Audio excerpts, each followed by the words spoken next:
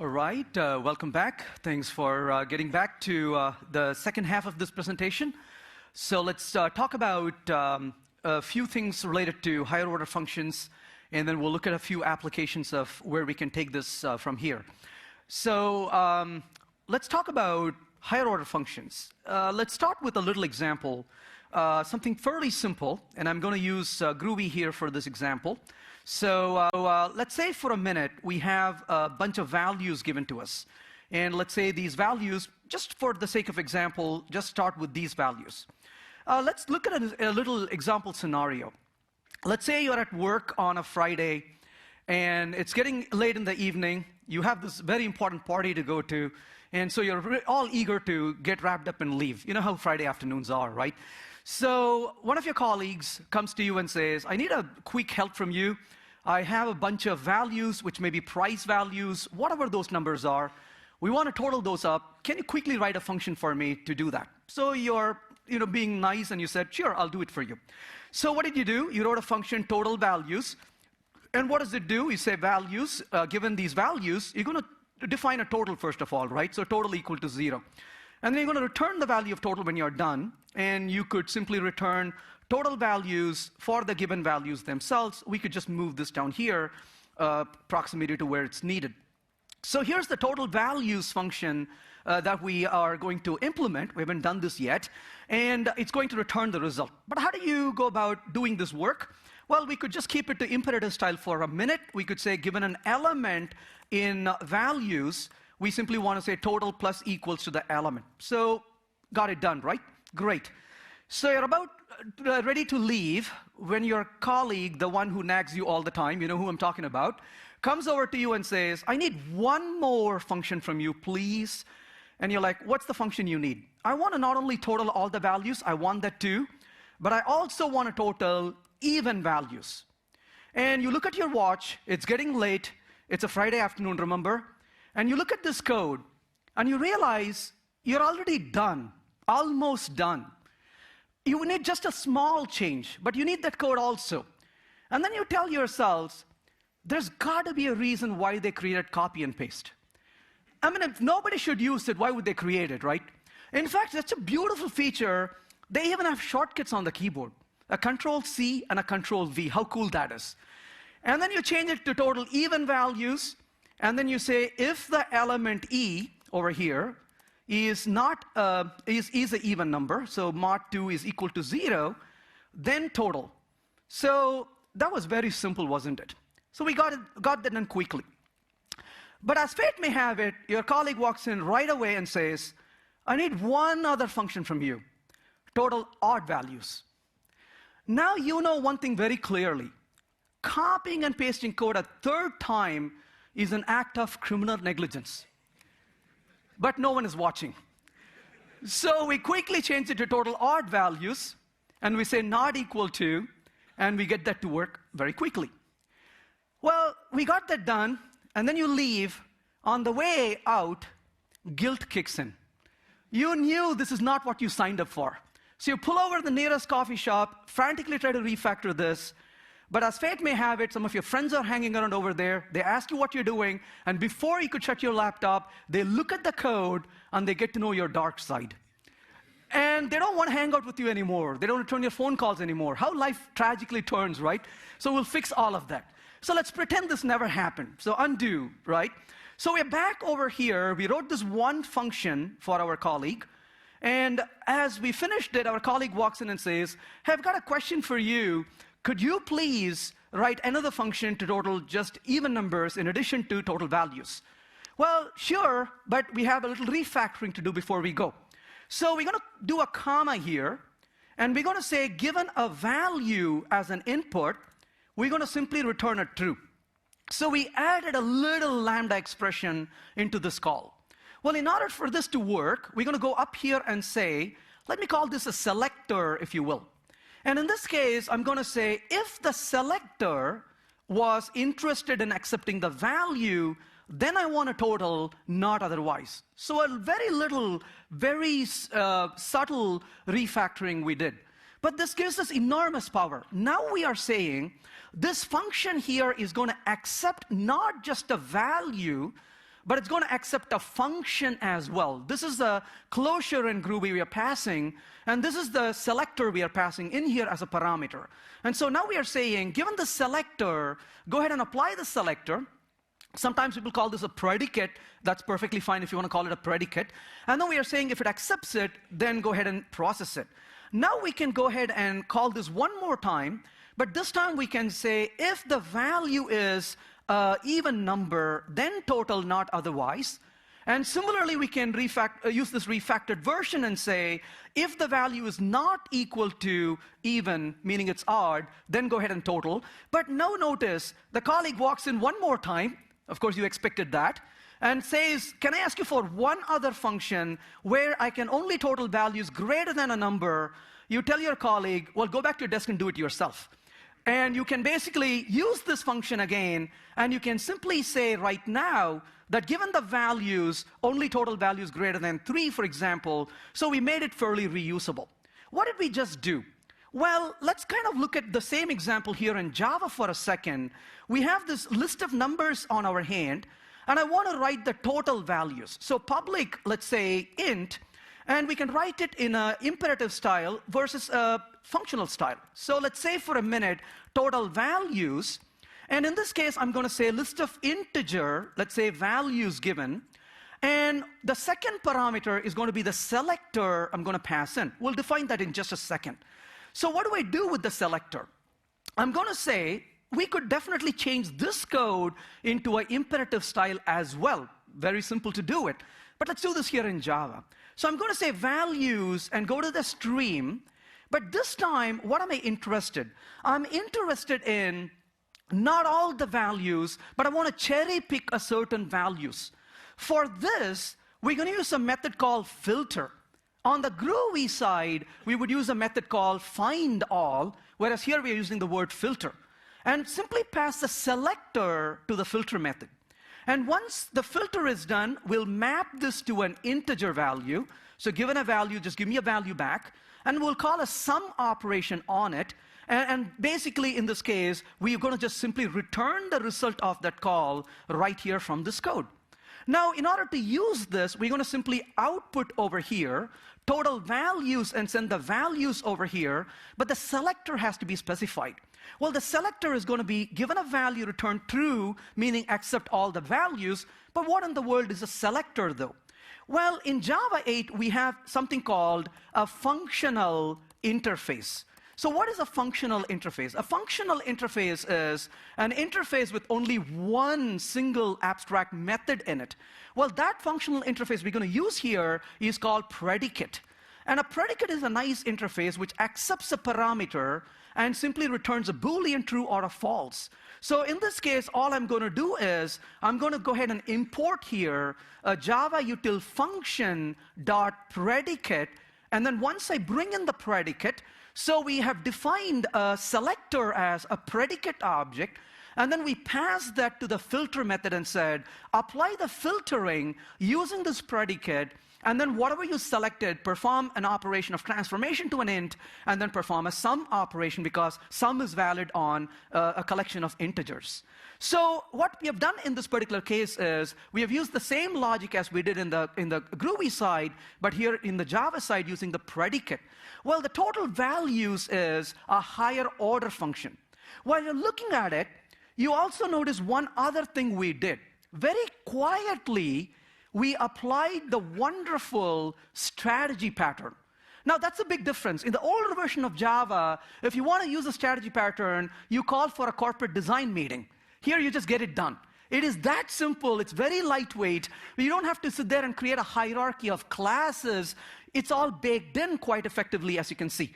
So in the same note over here, if you really want to go ahead and display, for example, total of only the even numbers, you could say this is even, and you can ask it to apply the value for the even, and you can go through the process. So very similar to what we saw on the Groovy side, and similarly on the Groovy side, we could also refactor this, if you're interested, to more of a functional style by simply saying, apply the filter method or the find all method, and then perform the sum of it. So we could say return the values dot find all, and the selector is what I want to use, and then call the sum operation on the result of that call, which is the result you're interested in getting after all, and you can see how trivial it is to get this done. So in a way, my vision of imperative style versus functional style is I'm a huge fan of taking things from movies. You probably have seen this, a very old movie, Raiders of the Lost Ark. Anybody remember seeing that movie? There's one scene, yep, I see a few hands go up. There's one scene where Harrison Ford is right in the crowded market, and there's a guy with a big mustache, much bigger than mine. And he takes a sword and swings and does all these stunts. That's like imperative programming. And then Ford just takes the gun, shoots him, and walks away, right? That's kind of like the declarative style of programming. No fuss, just get the damn work done, right? So that is, I like it a lot because we want productivity. We want to focus on getting the solution done rather than sitting and fiddling with the code at low level of abstraction. That is the benefit you get right here. Very, very powerful, as you can see. So that is an example of how we can total all the values. We had a violation of the dry principle. Don't repeat yourself. We duplicated the code, and that becomes more hard to maintain the code as well. And then we said we will remove the duplication by employing the strategy pattern, and that's what we just did. Let's look at one other example. Before I go to that example, I want to give you a little bit about something a little special to Groovy that I've not seen in other languages. So bear with me while I illustrate that concept first, then we'll come back and look at another example. Now, before we go further, I want to talk about two things. Scoping, first of all, and then I'll talk about delegates. These two are very important things to think about. Delegates are not quite available in other languages, not a lot of other languages. Scoping definitely in all of them. So what about scoping? Well, let's say for a second, I'm going to write values over here. Let's say values equals a bunch of values.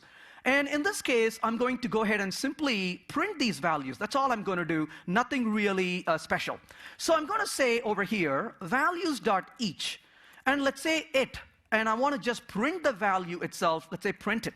So in this case, we can see that it just printed these values. But on the other hand, if I were to say, let's make it a little bit more elaborate to understand what's going on here. So value times 2, now I'm printing twice of each of these values. Now look at the code here for a second. If I ask you what's value, well, it's very clear what value is. Value is the parameter being passed to us. Hey, what in the world is 2? Well, 2 is a literal, so no big deal. In fact, I would say this lambda expression is fairly happy. It's self-contained. It's a happy camper. But on the other hand, if we were to modify this 2 that produced this result to a factor, now on the other hand, if I say factor equals 2, now look at the code, the lambda expression one more time. If I ask you what's value, it's very clear what value is. Value is the parameter being passed in. Hey, but what in the world is a factor? Well, looking at the highlighted lambda expression, we don't have a clue what factor is. In other words, factor is unbounded right now. And as a result, this lambda expression is not going to be happy unless that factor has been bounded to. So this lambda expression is going to start looking out to the defining scope. That's called lexical scoping. And it's going to say, oh, look, I found a factor right here, and I'm going to bind it to that factor. In other words, this lambda expression has to close over the defining scope. Well, somebody mentioned the word close over, and the guy taking the notes misheard it and wrote it as closure, and now you know what a closure is. A closure is nothing but a lambda expression that closes over the scope of its defining variable and decides its binding parameters. Well, in the case of Groovy, we really don't use the word lambda expression at all. So if you are programming in Groovy, you use the word closure very liberally. If you're sitting next to somebody who is a purist, and you say the word closure, they get angry at you. And they would say, that's not a closure, don't you know it? The best thing to do is to quietly move away from them. Don't get into an argument with people who are so tied up on terminology. In Groovy, we are kind of relaxed in what we say. We call that all closures. So lambda expressions are closures as much as closures are closures in Groovy, because the terms are used very loosely in Groovy, but know the difference. Closures really close over the defining context, defining scope itself. Now, with respect to that, there's one small problem we have to deal with. The problem is, what happens if you modify the factor after you have defined it? Really bad things can happen. This is where I get really annoyed when we mix two paradigms together. The functional paradigm really relies on immutability. And when we try to mix the functional style with mutability, some surprises can happen from time to time. Let's look at one example of such a surprise, which is really bothersome. So let's take a look at one example here. Let's say for a second, I'm going to say, let's do this. Let's say closures equals, and I've defined a collection of closures for a minute. So for int I equal to 0, and then let's say I less than 3, I plus plus, and I'm going to say closure, and I'm going to add to this closure, given a particular lambda expression, I want to print the value of I. So we got this done. Let's go ahead and print closures.size to know how many closures we have here. Sure, we have 3 closures. But I'm going to say closures.each, and I'm going to simply call each one of those closures. What do you think is the output going to be? Or let me rephrase it. What is the output you would like to see? 0, 1, and 2, isn't it? That's what I would really like to see. But notice the output is 3, 3, and 3. What really went wrong here? What went wrong is we mixed 2 different paradigms together that are not supposed to be mixed. And as a result in this case, I is a mutable variable. And because we mutated I several times, this took the latest value, and the result can be at least surprising, if not annoying, or both in some cases to me. Well, let's change this just a little bit for a second. Rather than doing this, let us say for a minute 1 to 3 or 0 to 2 dot each. And I give a value I over here, so I just modified the for loop into using a each in this case. Now when I run this code, notice the result is 0, 1, and 2 that we are getting from here. Now what is really happening in this particular case? Well, I probably have to make sure this is actually the loop that is being done properly. Actually, in this case, let's say 0 to, let's make this as 0, comma 1, comma 2, just to avoid that problem. So what did it really do? There we go. Now notice in this case, the result is what we really wanted. So what's really going on? Well, it turns out what's really going on here is this variable I is not a variable at all. It is a value. And every time through the loop, a new variable comes to birth, and a value is attached to it. If you're kind of confused about this, there's a very easy way to understand it. If you define a function foo with the value, let's say v over here, and if I call foo with the 5 and call foo with the 7, it's very easy for us to know that the value of v is not being modified. A new variable v is given every time you call foo, because there are 2 different places on the stack. On the first call, there's a foo called with the 1 variable v that dies away, and the second time you call foo, that's a different variable v given a value. It's exactly the same thing that's happening when you call that method from within the closure that you saw just a minute ago. So the point really is, there's a big difference between the lifetime of objects and scoping we got to be very careful with. So the moral of the story is, when you are mixing languages that mix different paradigms, be extremely careful. In a really good functional programming language, these things are something you don't have to worry about. Whereas when you program in a language that is more, not a pure functional language, but one that provides the higher order functions, bad things can happen if you're not paying attention to, so watch over. How does Java handle this? Well, Java is not perfect, but I think it does a few things better in this area. So let's look back over here with an example. Let's say for a minute that I'm going to define a variable, let's say val equals 3 over here. And let's say in this case, let's call this as max over here. And I'm going to define a runnable. So runnable over here. is going to be, let's just simply say equals, and I'm just assigning a lambda expression to it, and I'm going to simply print out, in this case, just the value of max. So I could call the runnable run over here, either in the same method, or I could call it in a different thread if I'm interested in. We could do that as well. So notice the value is 3, as we would expect. But suppose I go back here and say max equals 4. Now, if you remember back in time, if you programmed in previous versions of Java, Java would insist that you declare a variable as final before you can call it from within an anonymous inner class. That was annoying, but there was good reasons to do it. Notice I did not mark it final here. Why? Because Java says, let's kind of work in harmony here.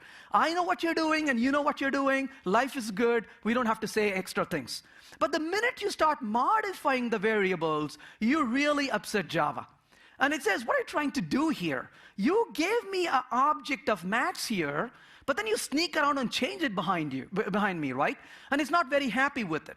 And so it says, you better mark this final, and if you mark it final, of course, you'll get an error on line number 13 because you cannot modify it. In other words, what Java requires is for a variable to be what is called effectively final. Effectively final variable is a variable that you have not messed with. In other words, you have not mutated the variable, and as long as you didn't mutate the variable, Java says, all right, you didn't mess with it, so we are good. As for all practical purposes, it's final, so I'm going to just keep it. So that kind of, there's a benefit to that, is it's less error prone because of insisting that you don't modify this value further down, and that is a much better situation to be in. Now, of course, I said Java is not perfect because if you're determined, you can always go around it by declaring a final variable reference to an array and then start mutating the array, but that requires some real punishment for us to do that, so try to stay away from doing such mutations. So we talked about lexical scoping here, and the lexical scoping really is that you get access to a variable in the outside scope. Going back to Groovy here, there's one other feature I really like in Groovy. So to understand this, let's say greet equals, let's say given a name over here, I want to simply print hello with the name here. Now let's go ahead and say define a use, and I'm going to pass greet to this function, and I'm going to put a try block around it, and I'll put a catch over here and print the exception details. Let's just print the exception. Now in this case, I'm going to call the use method and pass the greet to it. And within this, I'm going to simply, let's say, call the greet itself. So nothing really going on exciting at this point. I just called with the Joe, and it says, well, it should supposed to say hello, Joe here. So I'm calling the greet function that's been received, pass Joe as the object to it. Well, greet itself is simply an object that I'm passing. So I'm going to receive the name parameter, and I'm going to print the value of the object itself, and it says hello, Joe, as you can see. But rather than doing this, what if I change this to something called a MSG plus name? Well, immediately you would say, well, that makes sense. MSG would be an object in the lexical scope. So we could say MSG equals hello, for example, here, and then it would bring in the value of MSG from that context, and it should really use it, not a problem. But rather than using lexical scoping, I'm going to go back to this code, and I'm going to put a $to uppercase. Well, notice this for a second. We simply called greet, and greet is accepting a name, but what in the world is this to uppercase function? Well, it doesn't know what to uppercase is. So in this particular case, if I run this code, it should fail with an error, and in this particular case, it's going to complain that it doesn't have a clue what this object is, and it's going to fail. So in this case, if I print the exception out, you can see that it tells us missing method exception. It doesn't have a clue what to uppercase is. Well, that's great so far. However, there is one interesting feature that I really like in Groovy, which is called a delegate. So in other words, when you go to a closure in Groovy and say, here you go, here's a method, rather than kicking and screaming, it first checks to see if it has the method.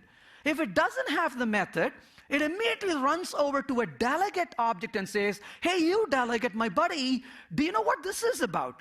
And the delegate says, yeah, cool, I can handle that. And the closure is like, oh, that's really good. Please take care of it for me. So in other words, it can automatically route the call to a delegate. Have you seen something like that in another language? Something that people are going crazy over, this language, which we thought would have died a long time ago. The prototype in JavaScript, right? Very similar concept to prototype in JavaScript. That's exactly what you have here in Groovy. So let's see what we can do now. Notice, when I ran this, it fails. But rather than doing that, I'm going to say greet.delegate equals, and I'm going to specify hello here, and then I'm just calling this function, and notice it says hello Joe now without complaining. But that's because we modified the delegate of this. Now if I say greet.delegate is howdy, and then call the useGreet method this time, notice this time around, it says howdy Joe. So in other words, without modifying the function or the Lambda expression or the closure, we were able to modify its behavior by setting a delegate. I haven't quite seen this in other languages on the JVM. Like I said, it's like the prototypal inheritance in JavaScript, but Groovy has that baked in with the delegate. Pretty powerful, as you can see, very nice to use. But where am I going with all of this? Let's take a look at an example. Pretend this is Java code for a minute. And in Java, I have a class called mailer. And what do I have in the mailer? Well, I'm going to write, first of all, public void to, and I'm going to say this is the address I want to send the mail to. And what am I going to output over here? Just for our purpose, this is just an example, I'm going to just say to over here. Similarly, I have a few more functions. I have a from function, and I have, let's say, in this case, I'm just going to display from. I have a subject function, which is going to be a subject that I'm going to pass in. We'll call it sub. And I also have a body function, which is going to take a message, and we will say body. And finally, I have a public void send method, which is going to do the sending finally. So we will say sending. So this is a pure, good old Java code that we are all used to. I want to use this Java code to send out some mails. So mailer equals new mailer. So we created a mailer object, which is the class we created here. Mailer.to, and who is this mail going to go to? Well, it goes to me. And who is sending this wonderful email to me? Well, my builder is sending this email to me. Well, it's got to be an important email then. So mailer.from. And what is the builder trying to tell me? Well, the subject the builder is sending simply says, this morning, your code sucks. And then the mailer tells me how it sucks today, right? So it's got a body of the function where it describes the code smells that it saw in my code, right?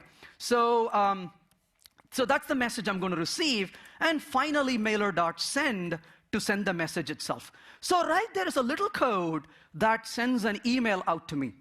Anybody who has written code like this before? Of course, all of us have done it, right? We love this code a lot, isn't it? No, this code has a lot of noise in it, a lot of ceremony, as you can see here. What's wrong with this? Notice how many times we said mailer, mailer, mailer, mailer, mailer. If you do this to somebody next to you, they probably will strangle you, right? So this gets really tiring when you hear this so many times.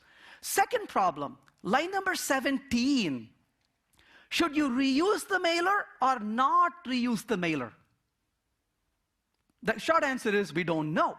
Well, if you're not supposed to reuse it, and if you do, you have a bug. If you're supposed to reuse it and you don't, it's inefficient. So how do you know whether to reuse it or not? Well, then somebody would say, go read the documentation. How did that go for you last time you tried that, right? So as a result, we probably end up reading the source code, which is even more dangerous. Now we are arguing about how that code has been written, and then they change the code and we're in trouble again. Well, how do we solve the problem? Well, even in Java, we can solve this problem with one small approach. Well, let's go back to this code, and in each of these methods, we are going to simply, instead of returning a void, we're going to return a mailer. So each of these are returning a mailer, as you can see. Within each of these methods, one more time, including the body method, at the very end of these methods, we're going to return a this for the reference itself. Now that we modified the code a little bit, what can we do here? Well, a little refactoring. We could remove all of these noise in this code. We could remove all of these semicolons in this code, and we can simply use this method to remove that noise. There are two names for this pattern. One name for this pattern is called the cascade method pattern. But a more favorite name for this pattern is called the train wreck pattern.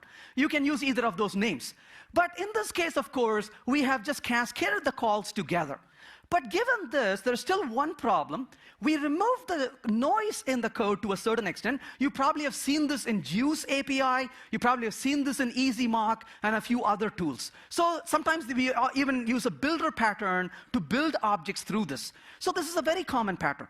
But this removes one problem, the noise, but line number 17 problem is still there. On line 17, can I reuse the object or not? That question has not been answered yet. So let's revert back and see how we can solve this problem in Groovy, but with a little bit of a functional style help in this case. So I roll back the code entirely to back where we were. Let's convert this code into Groovy now.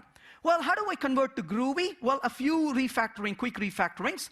First of all, put all the double quotes to single quotes. We don't need that noise in the code. Great. Let's also refactor system.out.println to simply println itself. So that's less noise also. So we took care of a few things here in Groovy. The code is still working.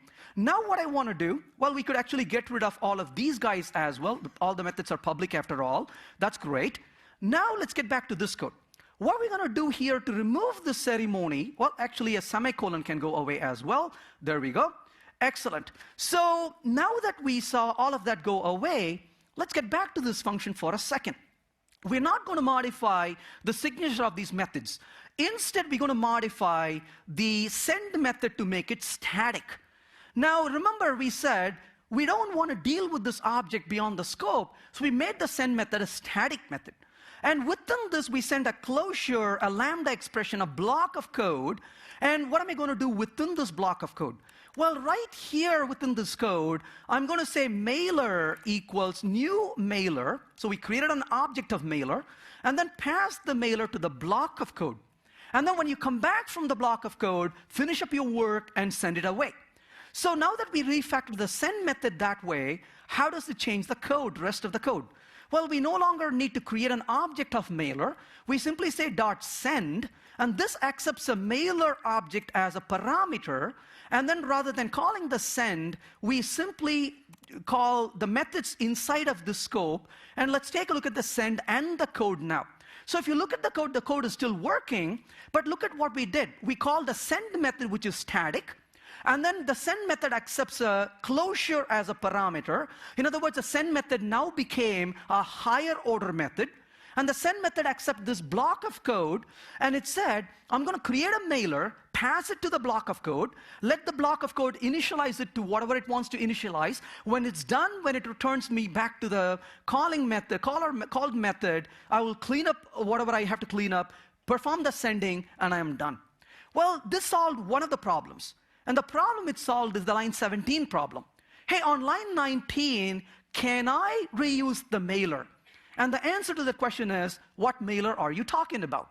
Right? There's no mailer object on hand because the scope of it has been contained within that line number 13 to 18, and it did not leak outside. So it's very clear we cannot reuse that object. It's very self-contained. But unfortunately, notice that in this case, we have this call to the a mailer object, so the code is still pretty noisy, as you can see. Well, I'm removing some of the noise, but that's not the real noise we want to remove. The noise we really want to remove is the mailer from here. So I'm going to go ahead and remove that mailer and run the code. Now it blew up, unfortunately. It says, I don't have a clue what you're talking about. What in the world is a to method? Well, the closure doesn't have a clue what to is, but we already know how to solve that problem. The closure doesn't know to, but we know where the to method is. That's part of the mailer object. So all that we have to do is tell the block of code to delegate its call to the mailer itself. And in this case, we can simply call the block with no mailer, and he is pretty happy with it. So we used the delegate and said, let's set the mailer as a delegate to this object, and then we call the block of code, and it is done. Well, that's great so far, but I did something very evil. Look at the line number 8. What did I do wrong in line number 8?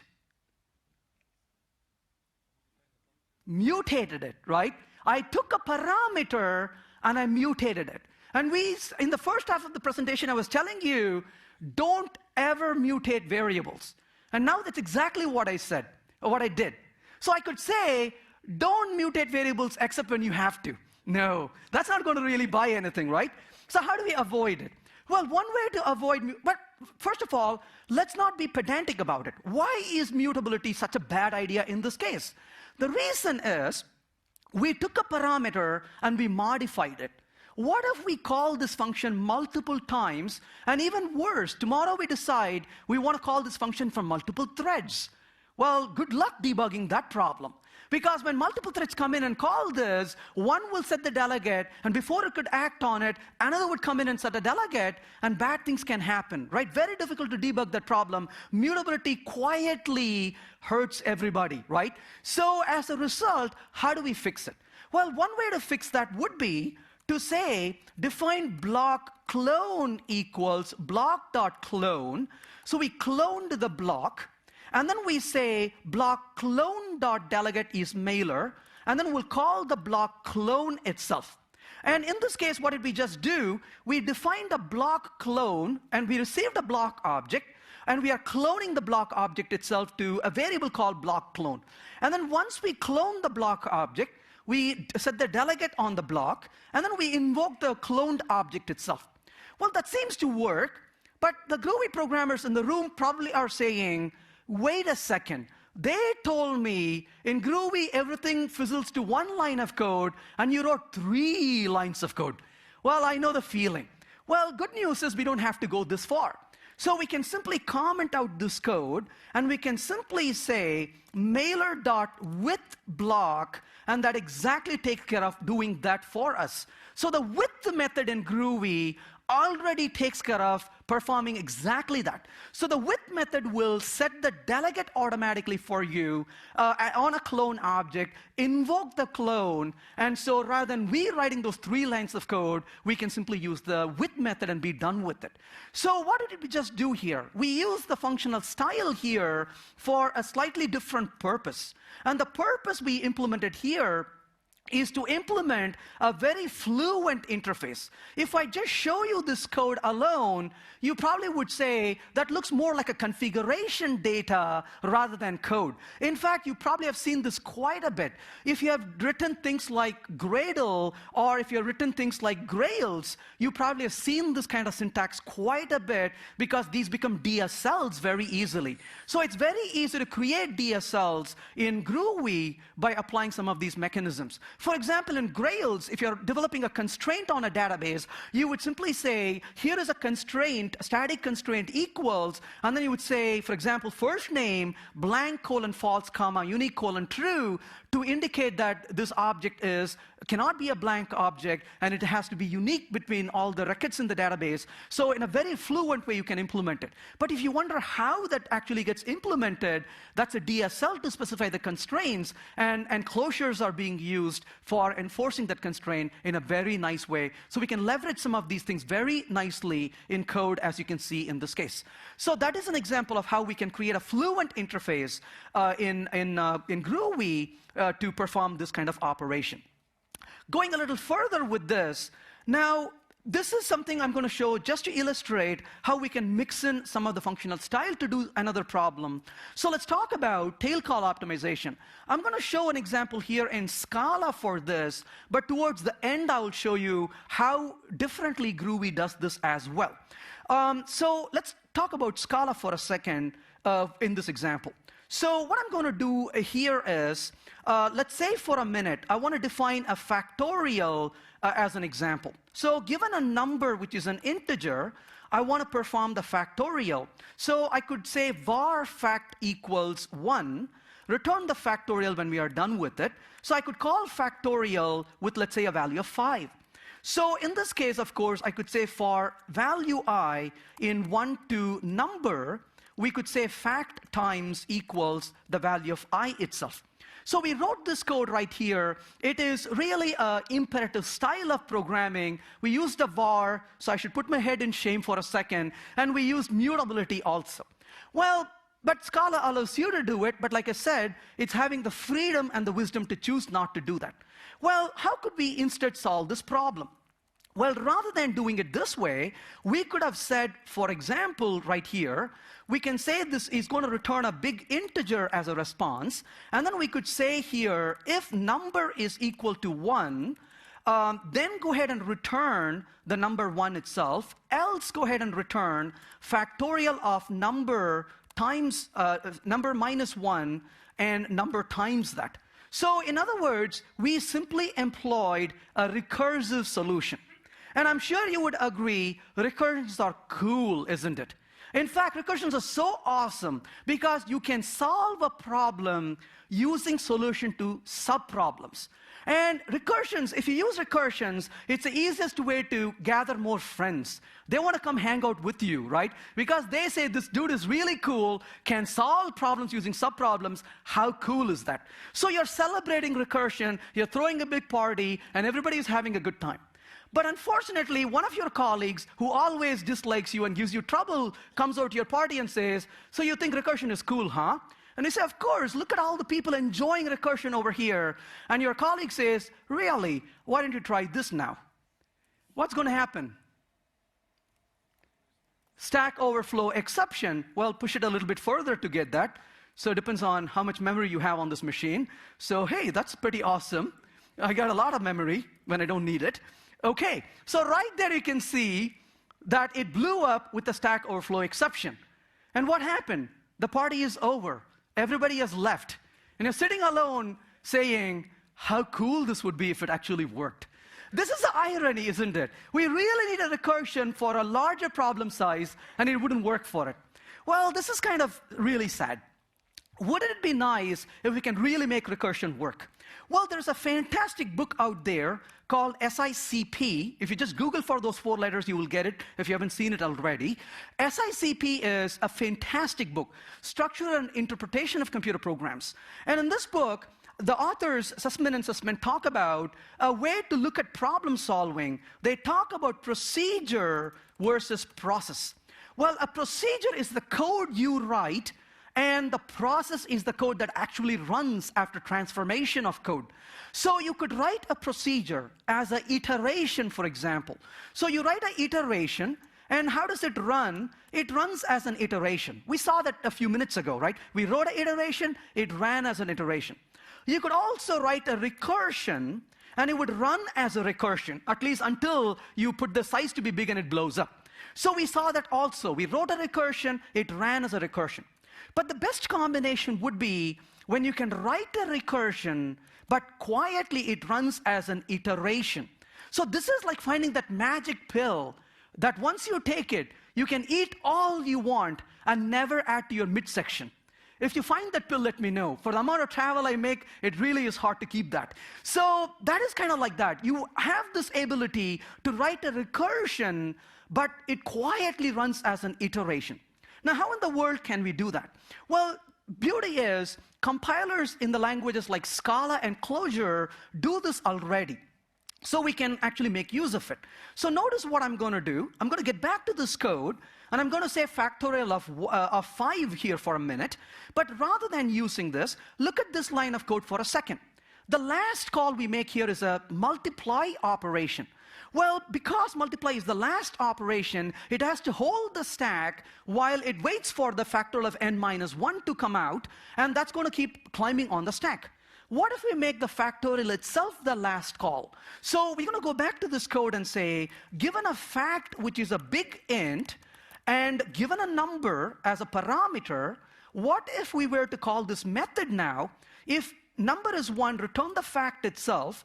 Otherwise, return the factorial of, let's say, the factorial times number and number minus 1. So we converted from a recursion to a tail call optimized recursion. In fact, in this case, we can simply say 1, 5 to make this call, and it comes back with the 120. Now, what if we really make this larger to the size that we saw earlier? You can see that it still works, and you can ask your colleague who complained to you to go memorize that result now. So the point really is we can actually use this very effectively by using a tail call optimization. Well, notice the benefit of immutability we have here. We use a recursive structure. But you may say, okay, this is great, but what in the world does it have to do with functional programming? Well, okay, a little tangential, but we can draw some conclusions from it. You cannot possibly use this so effectively if you had mutability in place. So immutability is very critical to be able to achieve this result quite effectively. Secondly, look at the code just now. We had one problem on our hands. The problem here is, to call this method, you had to call with a 1 and a 5 as a parameter. Now, when you write code like this, you wrote it with good intentions, you got good performance, you're able to use recursion, all those benefits, but one of your colleagues who nags you all the time comes over and says, could I pass a 0 over here? You say, no, sweetie, you cannot pass a 0, you have to put a 1.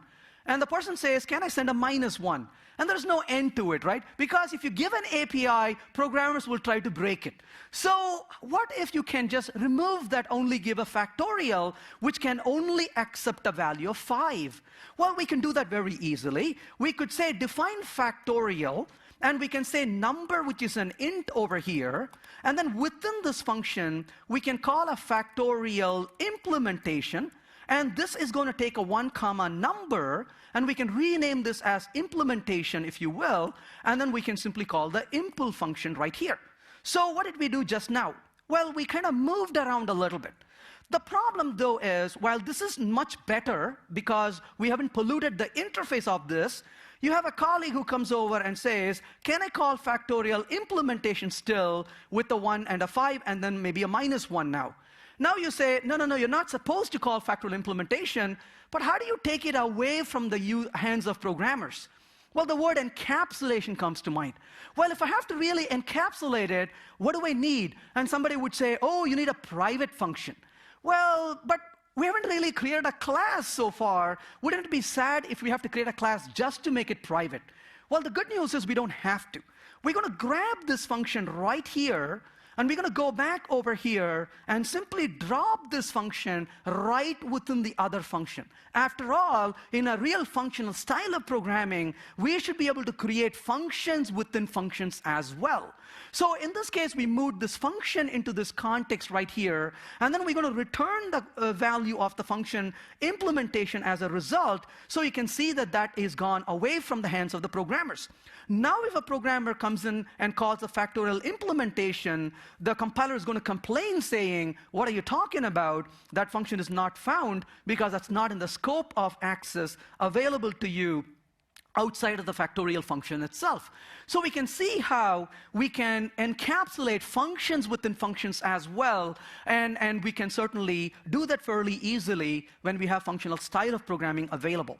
Well, in this case, I showed you how Scala does this with a compiler support. Well, using the compiler support is great, but the compiler has to support it for you. Groovy does this very differently. In Groovy, they decided, hey, we could actually do this with lambda expressions a little differently than what is needed over here. So let's look at what Groovy does. You can say factorial over here, and you can specify, for example, this is going to be a factorial equals, and I'm going to say this is, let's say, fact and the number over here, and this is going to be a big integer, so I'll say big int over here, and this is going to be, we'll say big integer, and this is going to be a lambda expression or a closure we wrote, and what am I going to do within this? I'm going to say if number is equal to 1, return the fact, otherwise go ahead and call factorial of, let's say, the fact times number and number minus 1. So we did something very similar to what Scala does in here in the implementation. However, the Groovy compiler does not support, the compiler itself doesn't support tail call optimization. But no worries. Instead, what they have done is they've done something really interesting. If I were to print out what factorial is, notice factorial is a closure object. But rather than simply calling this object, I'm going to call a method called trampoline. Now, the trampoline method on this and I'm going to go ahead and put trampoline over here. Now, if I print the trampoline, notice this is a trampoline closure and not a regular closure. So really small trick. What they did was they said, give me a function object, a lambda expression, a closure, but when you call a trampoline on it, I'll give you another closure. Well, this closure has a reference to this other closure. When you call a method on this, it immediately turns into a while loop and says, while this closure gives me back a closure, I'll keep calling it, and the minute it doesn't give me back a closure, I'll return a result for you. So what appears like a recursion simply became a loop, a while loop, and that's a very clever way of solving the problem. So in this case, I've used a trampoline call, and so if I were to call this factorial with the 1 and a 5, for example, this is simply giving the correct result, and of course you can increase the value and try for various other values that you are interested in, and slowly bump it up. You can see the values are coming through, and of course, because I've not put a static typing on this, the performance will suffer, so you got to turn on static typing. But the point really is that trampoline becomes extremely effective to see how we can use it. But going further with this, I'm going to show you one other problem that we could really solve here. With closures, again, I've seen Groovy push the boundaries a lot more than other languages have. So let's look at one other example. Our field is really amazingly cool because we work really hard to find terms that don't make any sense. And one of those terms is called memoization. So memoization, they kind of looked hard and said, does anybody know what memoization is? And they said no, and they said, yes, we have a name now. So memoization, what is it? Well, the other day I was mentioning memoization, and one guy reluctantly raised his hand and said, are you talking about caching? And I said, yes, but you never say it that way, because everybody will understand now, right? That's how sad if everybody knows what you're doing. So memoization, now you're like, wow, this is really cool. Same thing with these functional programming guys. They're awesome, right? They tell you everything is immutable. And you go to them and say, how could you build everything when it's immutable? And they say, it is really true. Nothing ever changes. And then you tell them, but something has to change, isn't it? And then they say, oh, we use monads. That's it. Nobody has a clue what it means now, right? So we kind of throw these terms at people, right? That's what we do. So memoization. But even better than that, there is one wonderful term called dynamic programming. And I love dynamic programming because it is neither dynamic nor programming. And dynamic programming is an algorithmic technique, not a programming technique at all. So what you do in dynamic programming is you introduce enormous amount of redundancy in your divide and conquer recursion. Now you may say, wait a second, if you have such an amount of redundancy, wouldn't this become very slow? In fact, it will become so slow that it will become exponential time of computation. Meaning a small change in the input size will increase the computation time a lot. This reminds me of reading The Hitchhiker's Guide to the Galaxy book. As I was reading that book, it says that they're gathering around the computer because it's going to deliver the answer for the life universe and the meaning of life. And everybody's gathered up. And this program has been running for 700 million years. And I was like, cool, that's an NP-hard problem right there, right? So that is kind of what has taken a long time to run. And a small change in the input size becomes a large computation time. I'm going to take a silly, trivial example to show this. Let's say for a minute, I'm going to take a Fibonacci number, and in this case, I'm going to simply say a fib number over here is going to take a value, let's say n, as a value that I want to specify. And what is this going to return? It's going to say if n is less than, let's say, n is less than 2, simply return the value of 1. Else return fib of n minus 1 plus fib of n minus 2. This is a silly example, but it illustrates the point nevertheless. So what am I doing in this example? I'm going to print out fib of, let's say, just 1 itself, and that turns to be 1. What about 2? Well, that turns to be 2. What about 3? Remember, the values are just sum of the previous two terms. So 4, well, that's great. 5, that seems to be great also. So we could say 10, for example. Well, before I go any further, let me bring up the command prompt here for a minute, and then we will run it from the command prompt. So give me a second to zoom this window in for you. So I'm going to go ahead and run this code. So what do I have on hand? Let's say sample.groovy, and right there's the code we wrote. So time, and then I'm going to say groovy sample.groovy and run that code. Well, it tells me 89 is the answer. It took about 0.6 seconds, not a problem. Let's try a 20 right here. So run the value for 20. Not a problem still. Let's try for a 30 right here, and you can see that the value for 30 is that. Let's try for a 40 right here. So the value for 40 is, I mean, you could go get a cup of coffee or something if you want to, right? So you can see that it's taking a little longer as we see. Well, that's running. Let's kind of talk about what we're going to do. So why is this taking a lot of time? Well, the reason it's taking a lot of time is, notice the redundancy in computation. Feb of 40 requires you to compute Feb of 38 and 39, but Feb of 39 requires computing 38 and 37. Notice 38 being computed twice. Yay, there's a result after 30 seconds, right? So what if, let's try one more example if you don't mind, real quick. How about 400? Yeah, okay, so you get the point, right? So there is a big redundancy in this code, as we saw. Now, how do we remove this redundancy? That's where memoization comes in. So again, memoization requires immutability. Why? Because the idea behind memoization is, let's say I'm the little function. You call me and say, Venkat, find the value for 39. Oh, I don't know what a value for 39 is. I'll do the work. I'll store the value for 39. I'll give it to you. You come back one more time and say, hey, what's the value for 39?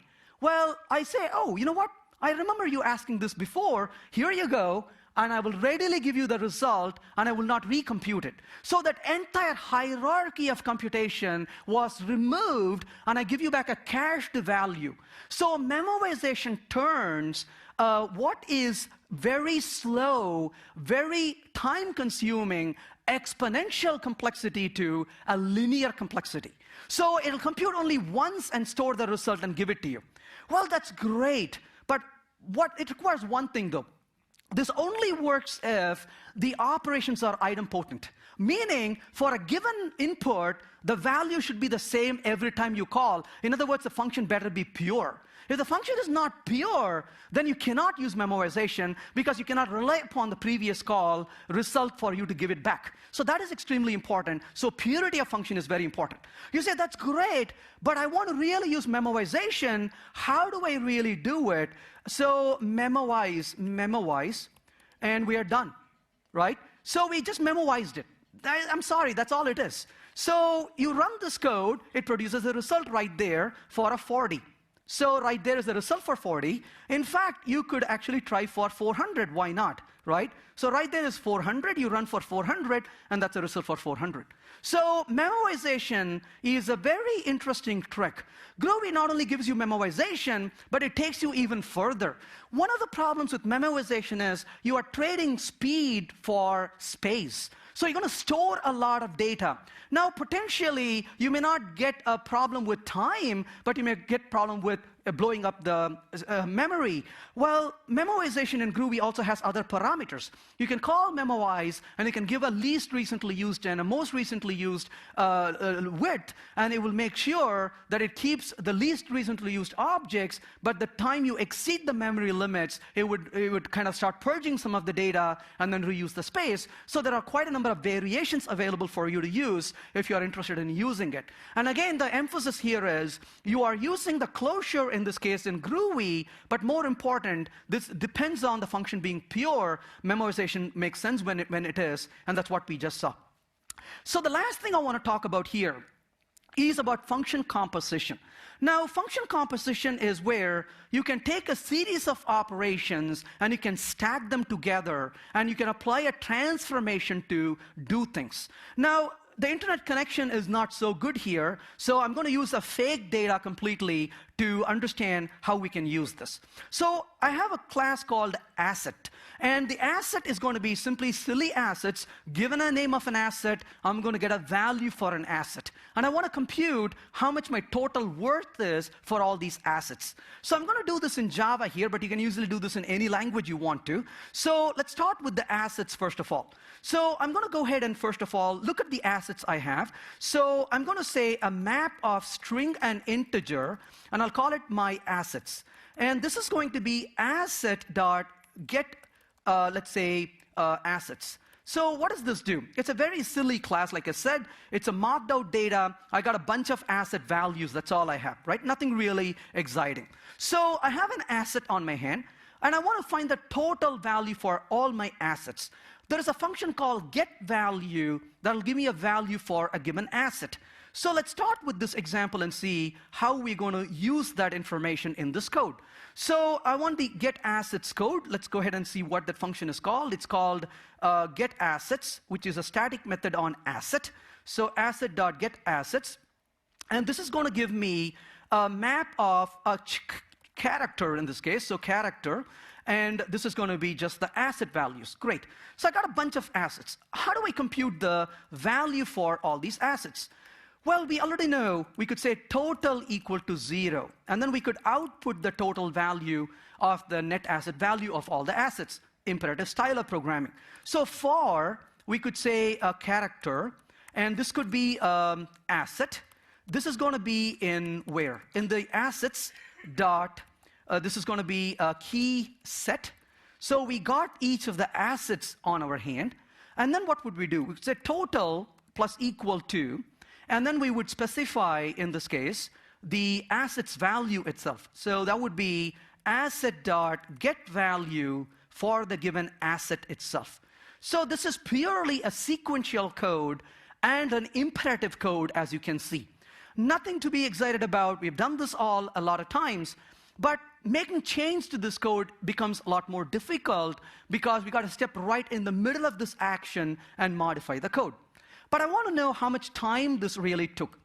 So let's go ahead and say over here, timeIt.code, and I'm going to ask him to time this code itself. So I'm going to provide a little lambda expression for it.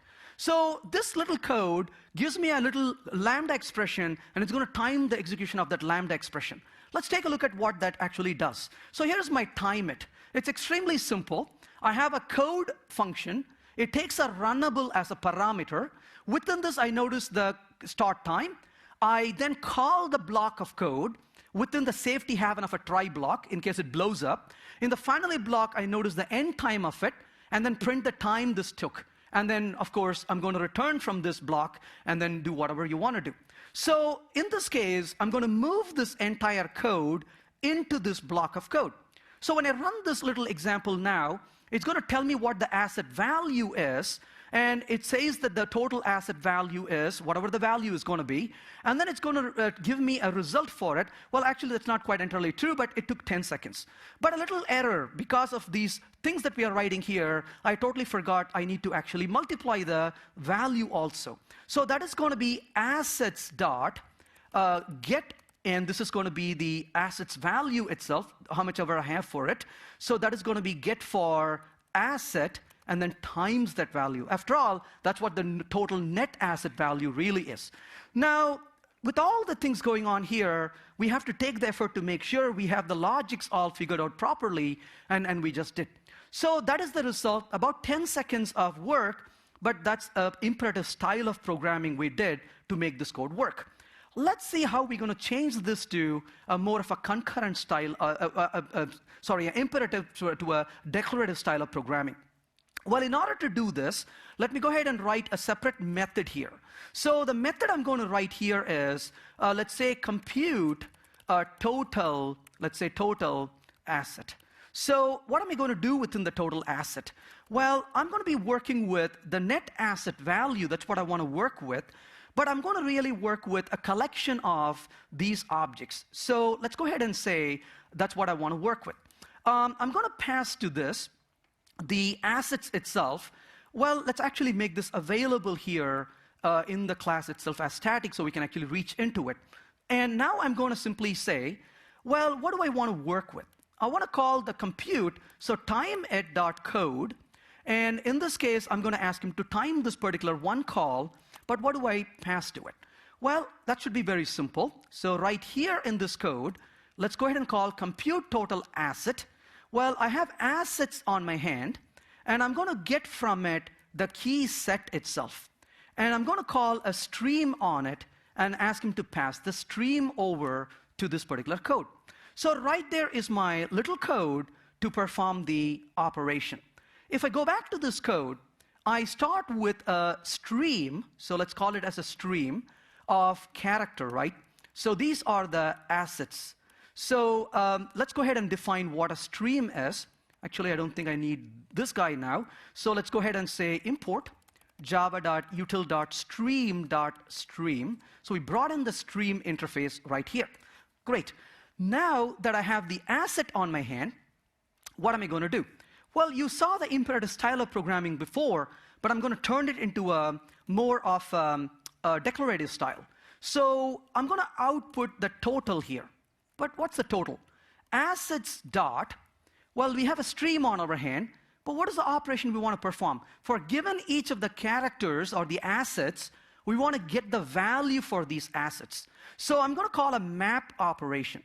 But in this case, it's going to be mapped to int. And given an asset, what should I do? Well, first of all, that code is already here. We want to do asset times get asset, and then asset get value times asset. So I'm just going to grab this code right here. So that is the operation I'm performing for each of these guys. But what did we just do? We removed the unnecessary looping and put the looping in autopilot. Right? That's all we did. We didn't change drastically from what we were doing before.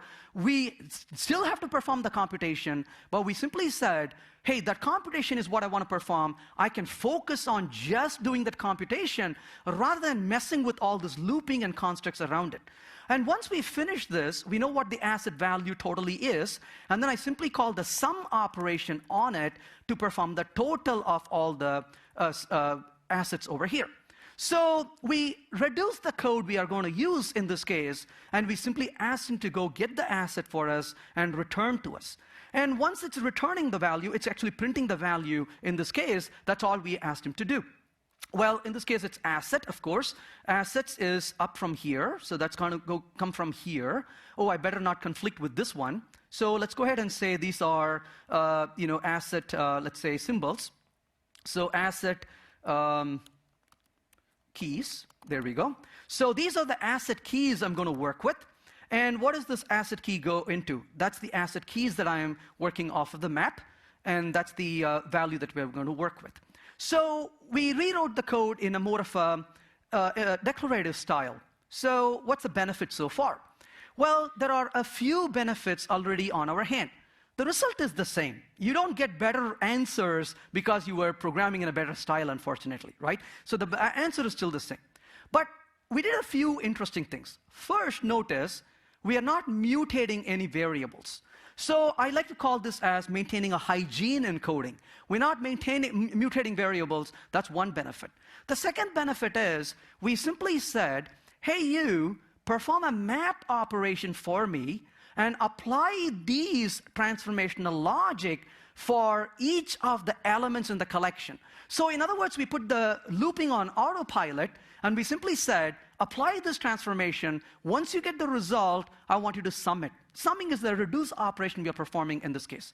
And so the solution is much simpler. One other benefit. If you go back to this code, if you are told only perform total asset for prices that are greater than a certain value, how do you actually do that in the code below? You do that by stepping right into this middle of this mess. And you're going to modify the code right in between, and once you finish it, what are you going to do? You're going to stare at it and say, did I do this right? Because you are in the middle of a change, and you have to reason now and say, did I come in properly? Did I include the value properly? Did I exclude the value properly? And that takes more time and effort and energy to reason that code. In the top code, life became extremely simple. You simply go back to this code, and you say, given this asset, go ahead and perform a filter operation. And you would specify what you want to filter, and then you perform the map. Notice how things stack up so nicely now. Rather than getting into the middle of a code and modifying it, you are just going through this flow of composition and saying, I'm going to insert a middle operation, or I'm going to remove it. That is less effort and easier to do than stepping into the middle of a loop and starting to modify things. So that is the next benefit. You say, all right, that's all great. You have given us a benefit of the good coding practices. Mutability is not there. All those are great. Is that all the benefit we get? Well, the last benefit is we really did not spend our effort here on the iteration itself. If you really think about this code, what are we just saying here? We said, hey, collection, go do the mapping. That's all we did. Now, in this code, we simply let the code do the mapping and the looping itself. You say, all right, but can we make this a little faster? After all, that 10-second delay seems to be really slow. Can we make it faster? Well, in a traditional project, if you're asked to make a code concurrent, how is your feeling? You're like, oh boy, now the code is going to change so much, it would never look like the code I once had. And it becomes a total mess, and then you get into this giant debugging step to make the code work. Wouldn't it be nice if concurrency was just a master switch? So notice what I'm going to do here. I simply change this from a stream to a parallel stream, and that is all I have done here, right? So I changed from stream to parallel stream and said, could you just go do this for me? And you can see that the execution now ran in parallel rather than running in concurrent. We didn't change the code in the top. We didn't mess with the code in the top. And instead, we simply said, the mapping operation does not have to be done sequentially. There's no reason for you to go get one asset value at a time. You could spawn threads and get the asset values at the same time, and then once you get it, you can reduce them, you can sum them together, so we can actually run this concurrent. So we simply said, we have honored immutability, we haven't messed with global state, so it's safe to do this. Go right ahead and spawn off threads on it. So we went from a stream to a parallel stream. Almost every language gives you these capabilities. You can do this in Scala if you want to. In Groovy, take a look at gpars, G-P-A-R-S. And gpars gives you a very nice wealth of parallel libraries as well that you could use effectively for these kinds of operations. So what we saw in this case is we were able to go from a sequential to a parallel execution with almost no effort at all whatsoever.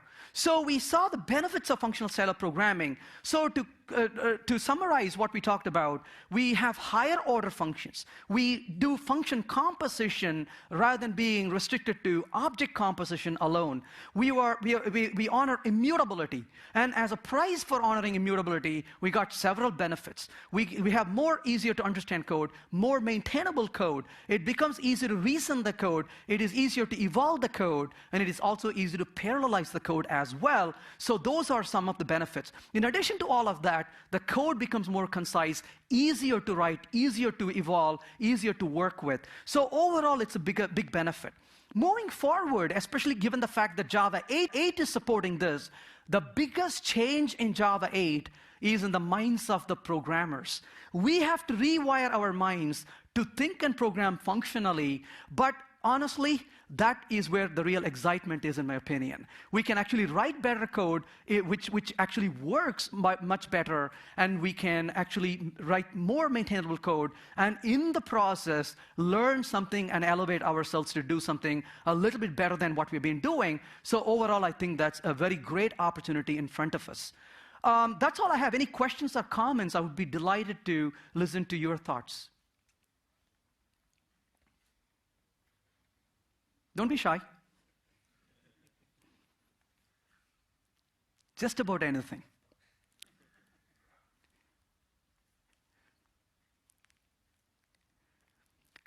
I'll be here if you want to come and talk or chat with me. Thank you for your time.